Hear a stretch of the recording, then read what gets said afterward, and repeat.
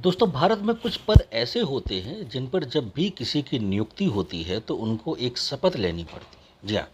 अब वो पद क्या हैं कि वो पद होते हैं या तो गवर्नर का होता है या हाई कोर्ट के जज, सुप्रीम कोर्ट के जज या मंत्री परिषद में जो मंत्री होते हैं उनके पद होते हैं।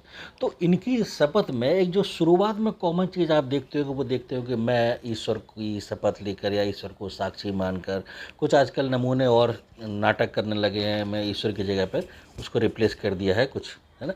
लेकिन इस शपथ में एक जो बहुत ही बारीक सा डिफरेंस है वो मैं आपको बताना चाहता हूँ। जब भी कोई सरकारी अधिकारी शपथ लेता है, ध्यान से सुनिएगा, जब भी कोई सरकारी अधिकारी शपथ लेता है, चाहे वो डिप्टी गवर्नर हो या फिर सुप्रीम कोर्ट हाई कोर्ट के जज हों या महान्यायवादी हो या कोई भी हो, कैग हो, कुछ भी हो, तो वो ये कहते हैं मैं सभी प्रकार के भय एवं पक्षपात, स्नेह व द्वेष से परे विधि के अनुसार बिना किसी डर या पक्षपात के अपने कर्तव्य का निर्वहन करूँगा।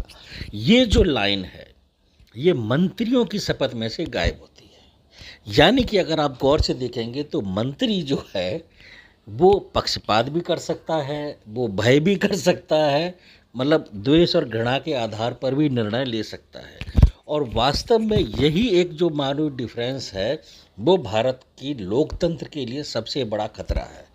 क्योंकि यहाँ पर नेता लोग चुने जाते हैं कहीं ना कहीं अपनी जातिवादी दृष्टिकोण के कारण, कहीं ना कहीं अपनी आइडियोलॉजी के कारण।